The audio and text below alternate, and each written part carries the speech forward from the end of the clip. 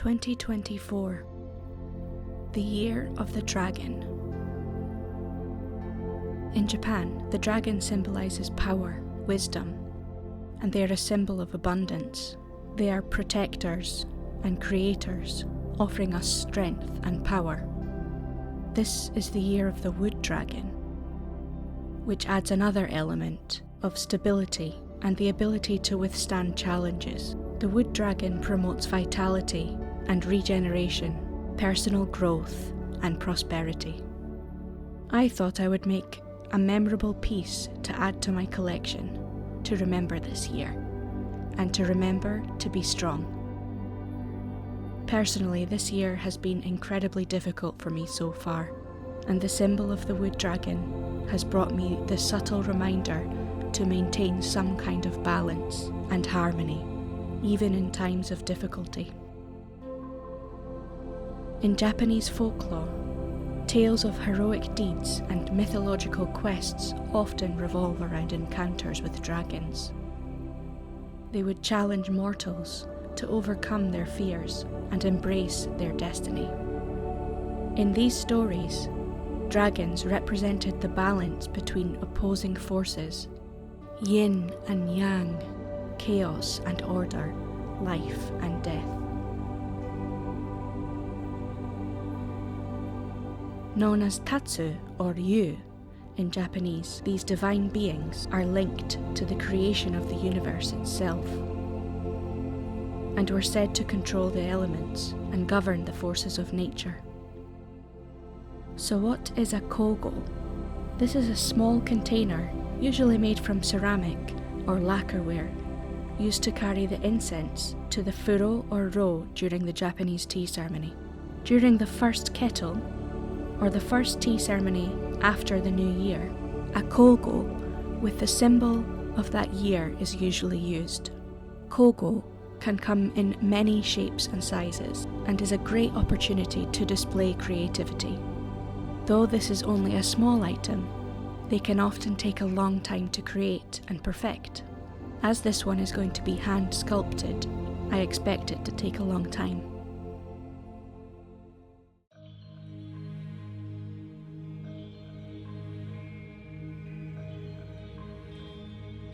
I started off by marbling some white and yellow clay to produce variations in colour throughout the body of the piece. I just layer up the clay and roughly make a ball.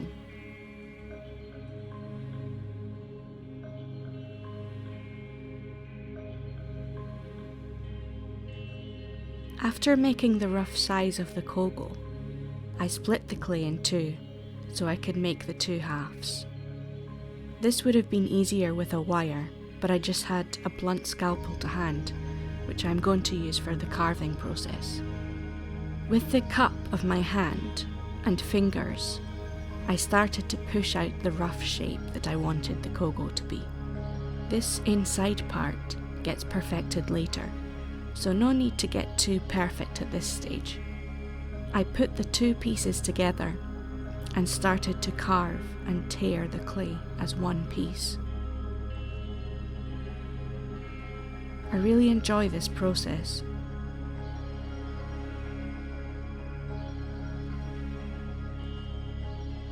The blunt edge of the scalpel helps to tear the clay to make it more textured rather than clean cuts.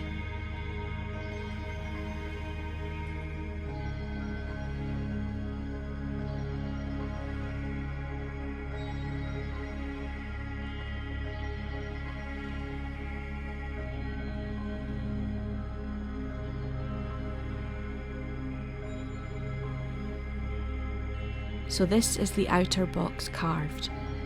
I set this aside whilst I work on the dragon.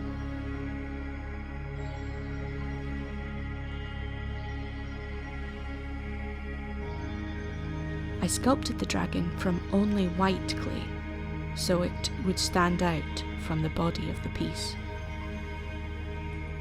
I started with a flat circle of clay and started to sketch out my dragon design.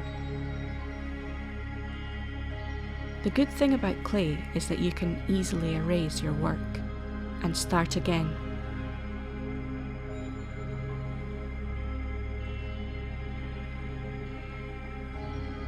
Once I had the basic design mapped out, I added small slithers of clay to create some raised areas and a more 3D effect.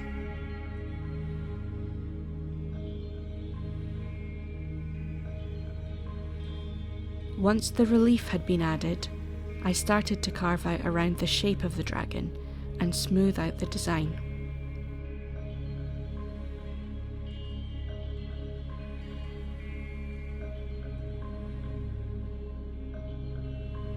And once the shape and design had been smoothed, I added it to the now slightly firmer box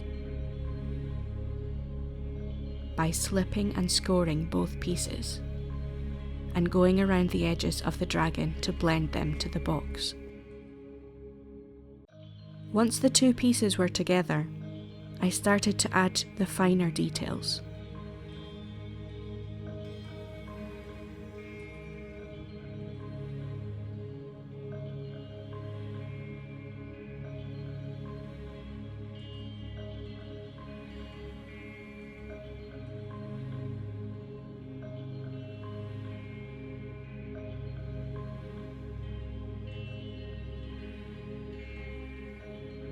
On the inside, I added a lip to the base, just by using my banding wheel.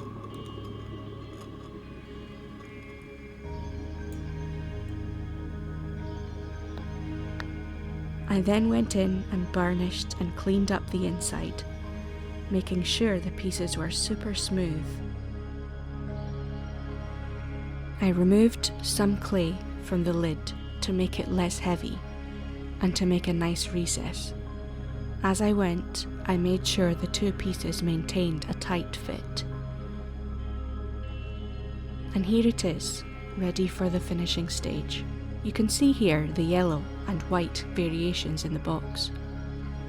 With an irregular box like this, it is good to make a key so the user can fit the pieces back together. After bisque firing, I used an iron oxide wash to bring out the details.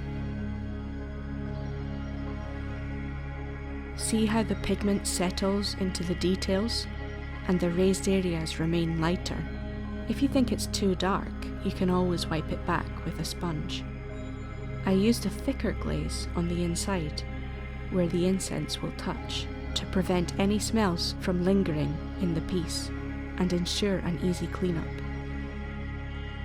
I then went over the outside with a light wash of clear glaze.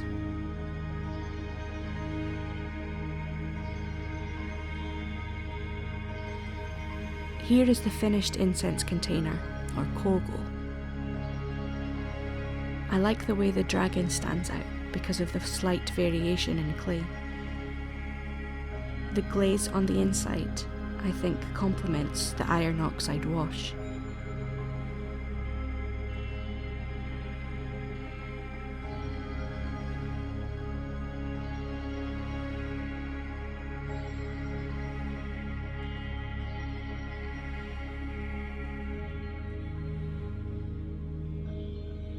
The key that I cut out into the two halves doesn't stand out too much from the overall design, but I think it works well.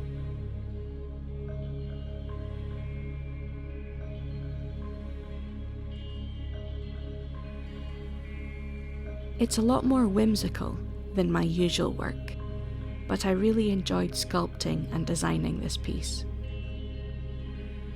This is how it is carried into the room to add the incense and charcoal to heat the kettle.